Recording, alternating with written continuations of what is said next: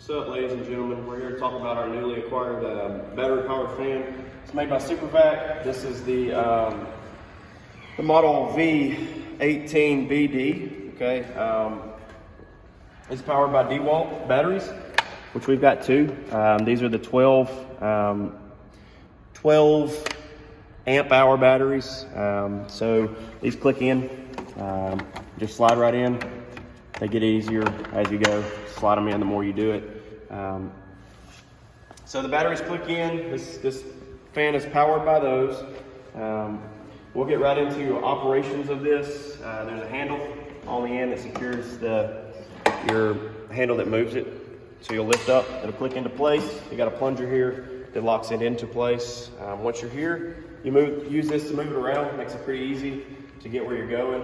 This fan weighs in at about 50 pounds, which is pretty light compared to the gas-powered fans that we have. We'll get back to our handle here on the end. This handle locks into place. When we need to adjust, we'll drop it. Your fan will move 180 degrees, okay? There are little prongs here that'll keep it from going too far. It keeps you right at 180 degrees. But once you find the actual angle that you want, you just push it back into place and it'll tighten it up. So operating this fan, there's a power button on the top. We'll push the power button. It turns blue to let you know it's powering up. Green light means I've got from 50 to 100% battery. When it goes to yellow, I've got 25 to 50% battery. When it goes to red and flashing, I've got below 25% left on my battery. We have a button on the other side. Click, turns light on. This is for hallways, path, whatever you need. We've got a knob here, increases how hard you're blowing so that you can adjust it to whatever you need at the time. But if we're running 100% battery on full RPMs, we're getting about 50 minutes on this fan. Once we get to the yellow light, we've got about 25 minutes. Once you get to the red light, we've got about 12 minutes left. So that kind of gives you an idea of how long we've got. Other thing that operates on this is if we do run out of power on it, I've got a shoreline. It's just a 3-prong. You'll plug that into your outlet, whatever you got, probably running from the fire truck.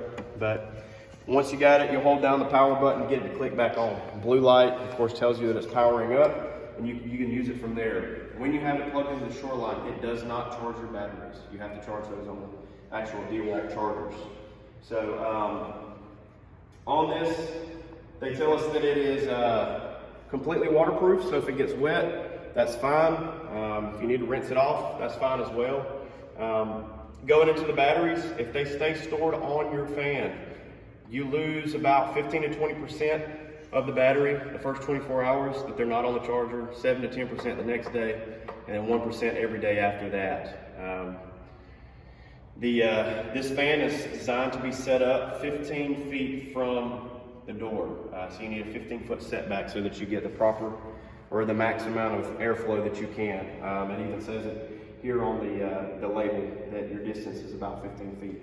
Now, of course, we can put it closer, but if we can't get it too close, then we got to do with what we got. We'll have to adjust the angle to get the right airflow. So that's how to operate. It's easy. You just click it, turn it to the power you want. This fan will actually operate on one battery. So if we actually end up having just one, it will operate off just the one. We'll talk about routine maintenance for this and the batteries. For the batteries, they have a 3-year warranty from the factory. So what that means is I need to take these batteries and I need to label them with the date that we put them in service so that we know how long we've had them. dewalt suggests that you replace the batteries completely every 5 years, no matter what. Of course, anything that happens to them before that, they're broken, they get to where they're not charging completely. We can contact our regional service center from dewalt, and we can talk to them about the batteries, and they'll do the replacing if they're needed. Every few months, they need to be the batteries need to be calibrated. Charged to 100%, used to 0%, and charged to 100% again. This is going to ensure that our batteries are taking that memory all the way from 0 to 100. Regularly checking off the fan, we're going to listen for clicking or ticking. This could be the blades or the motors. So what we'll do, if we hear a ticking noise, we will take this metal shroud off the front. It's done by Phillips head all the way around. You pull the metal piece off. You take a look at the fans. You can clean them, wipe them down with a soft cloth. Don't use anything sharp or like a scraper or a screwdriver or anything like that. It'll damage the blades. Other things that are normally going to go wrong with these or could go wrong is the adjusted handle here will get loose and won't hold tight. So what we can do is we can take the nut here with the knurling on it, and you can run it up and it makes it tighter so that it will hold in place. The other thing that will commonly go wrong is the plunger here won't click into place. So as that clicks, we can adjust nuts here so that we have a bigger bite on it so that it'll actually click into place and lock. So pretty easy to use, pretty portable, it's beneficial in a lot of ways.